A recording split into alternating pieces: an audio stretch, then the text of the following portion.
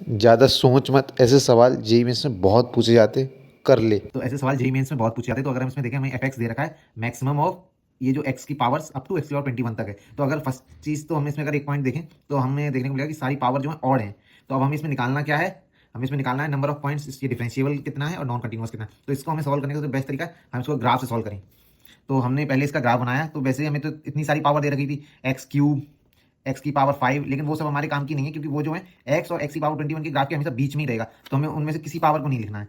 तो अगर इसका ग्राफ बनाएंगे तो हम वाई इक्वल टू एक्स और वाई इक्वल टू एक्स की पावर 21 का ग्राफ बनाए, वो हमें मैक्सिमम लेना है। तो अगर हम इस वैल्यू पे देखें मैक्सिमम कौन सा आ रहा है, तो हमने देखा कि ये बड़ा आ रहा है। और ऐसे ही अगर हम अब बीच में देखेंगे, अब इन दोनों में कौन सा बड़ा आ रहा है, एक्स की पावर 21 बड़ा आ रहा है। और यहाँ पे अगर देखेंगे तो वाई इक्वल टू एक्स बड़ा आ रहा है। और फिर यहाँ पे 1 के बाद एक्स की पावर 21 फिर से बड़ा हो जा रहा है। तो ऐसे हमारा ग्राफ बना ये। तो अगर हम इसको एफ एक्स की फॉर्म में लिखेंगे, तो जैसे हमने इसमें देखा था -1 से लेस देन पे एक्स आ रहा था, फिर एक्स की पावर 21 देन एक्स देन 21। तो इस फंक्शन को अगर हम देखेंगे हर पॉइंट पे कंटिन्यूअस है, -1 पे भी है, 0 1 और ये इस रेंज में, अपने रेंज में तो कंटिन्यूअस है ही। तो अगर हम डिफरेंशिएबिलिटी की देखें तो हमने इसको डिफरेंशिएट करा। तो अब अगर हम यहाँ पे देखेंगे एफ एस की, तो ये -1 पे डिफरेंशिएबल नहीं है, 0 पे भी नहीं है और 1 पे भी नहीं है। तो ये 3 पॉइंट्स आई जिस पे डिफरेंशिएबल नहीं है। तो एन की वैल्यू हो गई 3, एन की 0, तो एम प्लस एन 3।